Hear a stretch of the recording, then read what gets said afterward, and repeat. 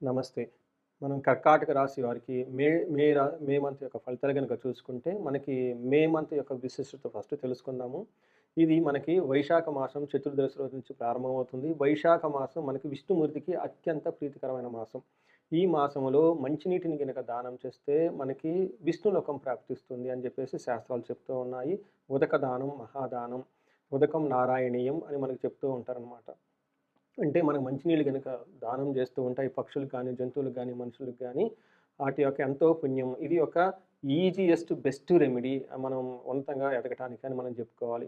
మనకి మీది నక్షత్రం ఏదైనా సరే, తర్వాత రాశి ఏదైనా సరే ఇది ప్రతి ఒక్కళ్ళు చేయాలని చెప్పేసి నేను కోరుకుంటూ ఉన్నాను. చాలా సింపుల్‌గా మనకి మంచి రెమెడీ అని మనం చెప్పుకోవాలనమాట. తర్వాత ఇందులో మనకి ఈ మారిన కాలమాన పరిస్థితుల ప్రకారం గనక చూసుకుంటే పూర్వకాలంలో చలివేంద్రాలు పెట్టడం, తర్వాత పక్షులకి, తర్వాత జంతువులకి అన్నిటికి నీళ్లు పెడుతూ ఉంటారు. ఇప్పుడు మనకేంటంటే హైజీనిక్ కాన్సర్న్ ఎక్కువ కాబట్టి నీళ్ళు అలా ఇస్తే జనాలు ఎక్కువ తీసుకోకపోవచ్చు. బెస్ట్ ఐడియా ఏమంటంటే ఈ కాలమాన పరిస్థితుల ప్రకారం వాళ్ళకి మీరు ఒక కేసు వాటర్ బాటిల్స్ కానివ్వండి, లేదంటే అవి తీసుకొని ఎళ్ళేటప్పుడు దారిలో ఎవరైనా ఎండకు గనక నడిచెళ్తున్నా, దారిలో కూర్చొనున్న వాళ్ళకి ఈ బాటిల్స్ ఇచ్చుకుంటూ ఎళ్ళిపోతే అవి వాళ్ళు గనక తాగితే మీకెంతో పుణ్యప్రదము. ఈ అవకాశాన్ని ప్రతి ఒక్కళ్ళు సద్వినియోగం చేసుకోవాలని నేను కోరుకుంటూ ఉన్నాను. అయితే మే మంత్‌లో మనకి కర్కాటక రాశి వారికి ఎలా ఉందో చూద్దాం. ఫస్ట్ కర్కాటక రాశిలో పునర్వసు నక్షత్రం 4 పాదం, పుష్యమి 1, 2, 3, 4 పాదాలు, ఆశ్లేష 1, 2, 3, 4 పాదాలంతా మనకి ఈ రాశిలో ఉంటాయన్నమాట. కర్కాటక రాశి వాళ్ళు గనక గ్రహస్థితిని మనం ఫస్ట్ కన్సిడరేషన్ చేస్తే, దానికంటే ముందు కర్కాటక రాశిలో ఉన్న పేర్లు ఎవరెవరికి వస్తాయో, పేరు బలం ఈ పేరు నేమ్ లెటర్స్ గనక మనం చూసుకుంటే ఇందులో హీ, హూ, హే, హో, డా, డీ, డు, డే, డో అన్న అక్షరాలతో వాళ్ళంతా కూడా మనకి కర్కాటక రాశి కింద వస్తారు. గ్రహస్థితిని గనక మనం గమనించుకుంటే సూర్య సంచారం వృషభ రాశిలో మే 15 నుంచి, బుధ సంచారం మేషలో 7వ తారీఖు నుంచి, శుక్రుని యొక్క సంచారం మీనంలోను, కుజుడొచ్చేటప్పటికి కర్కాటక రాశిలో ఉన్నారనమాట. అంతేకాకుండా ఈ మంత్‌లో 3 ముఖ్యమైన గ్రహాలు కూడా మారుతూ ఉన్నాయి. అవి గురుడు, రాహువు, కేతువులు. గురుడొచ్చేటప్పటికి మిథున రాశిలో, రాహు, కేతువులొచ్చేటప్పటికి సింహ రాశిలోను, కుంభరాశిలోను, సింహరాశిలో మారుతూ ఉన్నారు. ఈ యొక్క గ్రహ సంచారం స్థితిని బట్టి మనం చూసుకుంటే ఎలా ఉండబోతుంది? ఇందులో మనం ఇందులో చూసుకుంటే రాహు, కేతువులు, గురువు ఎలాంటి రిజల్ట్ ఇస్తున్నారనేది మనకి ఉగాది రాశి ఫలాల్లో చాలా డీటెయిల్డ్‌గా ఇవ్వటం జరిగింది. దానికి సంబంధించిన పరిహారాలు కూడా అందులో చెప్పడం జరిగింది. అది ఒకసారి ఎవరైనా గనక చూస్తుంటే ఓకే. లేదంటే ఇంకొకసారి అది మీకు ఈ ఛానెల్‌లో ఆల్రెడీ అవైలబిలిటీ ఉన్నాయి. అదొకసారి చూడండి. ఇప్పుడు వచ్చేటప్పటికి మే మంత్‌లో ఎలా ఉండబోతుందో మనం చూద్దాము. ఈ మే మంత్ గనక మనం చూసుకుంటే ఈళ్ళకి లఘు గోచారం, సూక్ష్మ గోచారం ప్రకారం ఎలా ఉండబోతుందంటే వీళ్ళకి ఈ మంత్‌లో విత్త లాభం, ధన ప్రవాహం చాలా ఎక్కువగా ఉంటుంది. శేష సౌఖ్యం, ఆల్ రౌండ్ హ్యాపీనెస్ ఉంటుంది. అంతేకాకుండా వీళ్ళకి కొంచెం శత్రు పీడలు జరిగే అవకాశం ఎక్కువగా ఉంటుంది. భార్యతోటి, పుత్రులకి ఈ ఓవరాల్‌గా బావుంటుంది. కానీ కొంతమందికి లైట్‌గా గొడవలొచ్చే అవకాశం గూడా ఎక్కువగా ఉంది. గొడవలొస్తాయి కానీ మళ్ళీ వెంటనే ఆ గొడవలు పోతాయి. మీ మధ్య మంచి అండర్‌స్టాండింగ్ ఉంటుందని జెప్పేసి మనం తెలుసుకోవాలి. మనం ఇప్పుడు ఈచ్ గ్రహం వీళ్ళకి ఎలాంటి యొక్క ప్రతికూల, అనుకూల పరిస్థితులు ఉన్నాయో మనం చూద్దాం. ఫస్ట్ సూర్యుడిని గనక గమనిస్తూ ఉంటే ఈళ్ళకి చాలా మంచి పాజిటివ్‌గా ఉన్నారు. 11థ్ హౌస్‌లో సూర్యుడు చాలా బాగా కలిసొస్తారని మనం జెప్పుకోవాలి.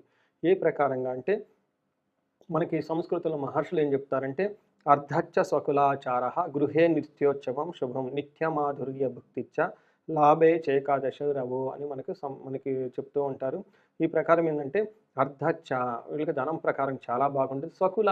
స్వకులాచారః ఈళ్ళకి వంశ పారంపర్యంగా ఉన్న పద్ధతులు ఫాలో అవ్వటము, భక్తిగా ఉండటం, ఆధ్యాత్మికంగా ఉండటము, ఒక మంచి నడవడిక కలిగి ఉంటూ ఉంటారు. అంతేకాకుండా గృహే నిత్యోత్సవం శుభం గృహంలో ఉత్సవం ఉంటుంది. శుభప్రదంగా ఉంటుంది. అంతేకాకుండా నిత్య మాధుర్య భుక్తిచ్చ టయానికి మంచి భోజనం చేయటం, తర్వాత స్వీట్స్ ఇవన్నీ తినటం ఈ ప్రకారంగా వాళ్ళు చక్కగా ఉంటారు లైఫ్‌లో అని మనం చెప్పుకోవాలి. లాభప్రదంగా కూడా ఉంటుంది.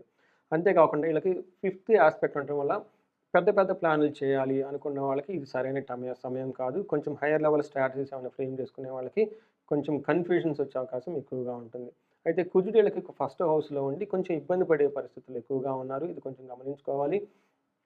కుజుడు ఫస్ట్ హౌస్‌లో ఉండటం వల్ల ఏం జరుగుతుంది అంటే, మనకి జ్వరం వస్తూ రావటం గానివ్వండి, కత్తులతోటి గాయాలు అయ్యవటము, తర్వాత వాళ్ళకున్న దోషాన్ని బట్టి పేపర్ కట్ ఇంట్లో ఉన్న కిచెన్‌లో చిన్న దగ్గర నుంచి కొన్నిసార్లు కొంతమందికి యాక్సిడెంట్లు అయ్యే అవకాశం ఎక్కువగా ఉంటుంది. వాహనాల వల్ల గాయాలయ్యే అవకాశం కూడా ఎక్కువగా ఉంటుంది. కొంచెం జాగ్రత్తగా ప్లాన్డ్‌గా మంచి టైం చూసుకొని, మంచి ముహూర్తం చూసుకొని ప్రయాణాలు చేసేటప్పుడు జాగ్రత్తగా వెళ్ళాలని చెప్పేసి ఒక సూచన. తర్వాత వీళ్ళకి 4వ ఇంట్లో దృష్టి ఉండటం వల్ల బంధువుల వల్ల చిరాకు, ఆరోగ్యం, తర్వాత క్రూర బుద్ధి, బంధువులతో గొడవలుండే అవకాశం ఎక్కువగా ఉంటుంది. తర్వాత ఫోర్త్ హౌస్ గనుక చూసుకుంటే వీళ్ళకి అప్పుల వల్ల అవమానాలు జరగటము, తర్వాత రక్త దోషం, రక్తానికి సంబంధించిన వ్యాధులు, విపరీతమైన దగ్గు వచ్చే అవకాశం ఎక్కువగా ఉంటుంది. కుజుడికి వీళ్ళకి కొంచెం అనుకూలంగా లేరు అని మనం చెప్పుకోవాలి. అయితే వీళ్ళకి కుజుడు పెట్టే ఇబ్బందుల నుంచి ఉపశమనం ఇస్తూ, శుక్రుడు వీళ్ళకి మంచి యోగ్యతను తీసుకొనొస్తున్నాడు. శుక్రుని వల్ల ఏం జరుగుతుంది అంటే వీళ్ళకి వస్త్రలాభో మహారోగ్యం, గురుభక్తి గురుభక్తి స్యాత్ ధర్మకృత్ చిత్తశుద్ధి అభీష్టార్థః నవమస్తే భవేత్ భృగో అని మనకు చెప్తాడు. అంటే శుక్రుడు 9వ ఇంట్లో ఉంటే ఏం జరుగుతుందంటే లక్, భాగ్యం యాక్టివేట్ అవుతుంది వీళ్ళకి. ఏ ప్రకారంగా అంటే వస్త్రలాభం, వాళ్ళకి మంచి బట్టలు కొనుక్కునే అవకాశం ఎక్కువ, మహా ఆరోగ్యం, చక్కగా ఆరోగ్యం బాగుంటుంది. గురువులు వాళ్ళ భక్తిప్రదంగా ఉంటారు. భక్తి స్వధర్మకృత్, వాళ్ళ పనులు చక్కగా వాళ్ళు మంచి మంచి పనులు చేసుకుంటూ ముందుకెళ్ళిపోతుంటారు. చిత్తశుద్ధి, వీళ్ళకి ఇంట్యూషన్ చాలా బాగుండేసి, మంచి పాజిటివ్ యాటిట్యూడ్‌తో ఉండేసి, ఒక డిటర్మినేషన్ పట్టుదలగా ఉండేసి, అనుకున్న పనులన్నీ అనుకున్న విధంగా చేసుకుంటూ ముందుకెళ్ళిపోతూ ఉంటారు. అయితే ఎవరైతే థర్డ్ యాస్పెక్ట్ ఉండటం వల్ల లవ్, రొమాన్స్ మ్యాటర్స్‌లో, ప్లెజర్‌కి సంబంధించిన విషయాల్లో కూడా చాలా చక్కగా ఎంజాయ్ చేసేస్తారు అని మనం గమనించుకోవాలి. అయితే మనకి ఇందులో ఈ రాశి వాళ్ళకి నక్షత్రం ప్రకారం గనక మనం చూసుకుంటే, ఇందులో 3 నక్షత్రాలుంటాయి. పునర్వసు, పుష్యమి, ఆశ్లేష అని మనం చెప్పుకోవాలి. ఇందులో పునర్వసు నక్షత్రం వాళ్ళకి చూసుకుంటే లాభప్రదంగా ఉంటుంది. పరవాసము, సౌఖ్యము, వస్త్రలాభము చూపిస్తూ ఉంది. అయితే ప్రతికూల పరిస్థితులు గనక మనం చూసుకుంటే వీళ్ళకి దేహ పీడనము, మరణము, కలహము చూపిస్తూ ఉంది. పుష్యమి నక్షత్రం వాళ్ళకి అగైన్ లాభప్రదంగా ఉంటుంది. పరవాసము, ఫారిన్‌లో ఉండాలి. ఫారిన్ రిలేటెడ్ మ్యాటర్స్ వాళ్ళకి కలిసొస్తుంది. వస్త్రలాభాన్ని చూపిస్తుంది. దేహ పీడనము, మరణము అనేవి మనకి వీళ్ళకి ప్రతికూలంగా ఉన్నాయి. ఆశ్లేష నక్షత్రం వాళ్ళకి విదేశాగమనం, ఫారిన్ ఎవరైనా గనక ట్రావెల్ అనుకుంటే ఇది ఫేవరబుల్‌గా ఉంటుంది. పరవాసము, వస్త్రలాభము చూపిస్తుంది. అయితే ఆశ్లేష నక్షత్రం వాళ్ళకి దేహ పీడనము, మరణం కూడా చూపిస్తూ ఉంది కాబట్టి కొంచెం జాగ్రత్తగా ఉండడం ఎంతైనా అవసరం. ఇంతే కాకుండా పుష్యమి, ఆశ్లేష నక్షత్రం వాళ్ళకి రక్తానికి సంబంధించిన ప్రాబ్లమ్స్‌లో కొంచెం ఇబ్బందులు పడే అవకాశం ఎక్కువగా ఉంటుంది. పర్టిక్యులర్‌గా స్త్రీలు కొంచెం జాగ్రత్తగా ఉండాలి ఈ విషయంలో.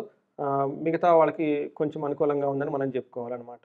వీళ్ళకి ఎవరైనా గనక రెమెడీలు గనక ఎవరైనా చేసుకోవాలనుకుంటే ఈ మంత్‌లో వీళ్ళకి సూర్యుని వల్ల కొంచెం హెల్త్ కాంప్లికేషన్స్ ఎక్కువగా ఉన్నాయి కాబట్టి సూర్యుని ఆరాధన చేయటము, తర్వాత సూర్య నమస్కారాలు చేయటం, ఎలాంటిదైనా కానీ సూర్యునికి సంబంధించిన గాయత్రి మంత్రం చదువుకోవటం, సూర్యుడికి ఆరోగ్యం ఇవ్వటం ఇవి చేస్తూ ఉంటే చాలా బాగుంటుంది. వీళ్ళకి గొడవలయ్యే అవకాశం ఎక్కువగా ఉంటుంది కాబట్టి కుజుడికి సుబ్రహ్మణ్యేశ్వర స్వామి ఆరాధన చేయటం, తర్వాత సుబ్రహ్మణ్యేశ్వర స్వామికి ఆరాధన చేయటం, సుబ్రహ్మణ్య స్వామి భుజంగ స్తోత్రం చదవటం ఇలాంటి మంత్రాలు చదువుతుంటే చాలా బాగుంటుంది. అయితే వాళ్ళ యొక్క దోషం చాలా ఎక్కువగా ఉంది. సీరియస్‌గా ఉన్నప్పుడు వీళ్ళు ఏం చేయాలంటేనండి అమృత మృత్యుంజయ పాశుపత హోమం గాని, అభిషేకం గాని చేపించుకోవాలి. గొడవలు ఎక్కువగా రాకుండా ఉండటానికి మన్యు పాశుపత అభిషేకం కానివ్వండి, లేదంటే వీళ్ళకి ఆహ్, చండీ హోమము, చండీ పారాయణం చేసుకున్నా గానీ చాలా బాగుంటుంది. తర్వాత పరవాసము, ఎవరైనా గాని ఫారిన్ ఎళ్ళాలనుకుంటున్నా, ఇంకా గనక వాళ్ళకి ఇష్టశుద్ధులు గాని, ఇష్ట కార్యాలు చేయాలనుకున్నప్పుడు మహన్యాసపూర్వక ఏకాదశి రుద్రాభిషేకం చేపించుకుంటే అత్యంత ఉత్తమము. ఇవి కాకుండా ఎవరైనా గనక ఆర్థిక విధమైన బాధలతో పడుతూ ఉంటే ఈళ్ళకి శ్రీ సూక్తం చదువుకోవటం, కనకధార చదువుకోవటం ఇవి చేయాలి. అంతేకాకుండా వీళ్ళకి శ్రీ సూక్తంతో సంపుటీకరణ చేసి విశేష అమ్మవారి హోమం చేసిన, కనకధార చేసిన తర్వాత ఎవరికైనా గాని ధనం నిలబడకుండా ఉన్నా గాని కుబేర పాశుపతం చేపించుకున్నా గాని చాలా చక్కగా వీళ్ళకి ఎంతో కలిసొస్తుంది. ఇవి కాకుండా ఇంకా ఏమైనా గనక మ్యారేజ్ రిలేటెడ్ ప్రాబ్లమ్స్ కానీ ఏమైనా గనక ఉంటే వాళ్ళ యొక్క వ్యక్తిగత జాతకాలు గనక చూపించుకుంటే చాలా బాగుంటుంది. సో, ఈ ప్రకారం ఈ రెమెడీలు చేసుకుంటూ మీకు ఈ మంత్‌లో అందరికీ అష్టైశ్వర్యాలు కలగాలని చెప్పేసి, భోగభాగ్యాలు కలగాలని, బాగుండాలని చెప్పేసి కోరుకుంటున్నానండి. ధన్యవాదాలు.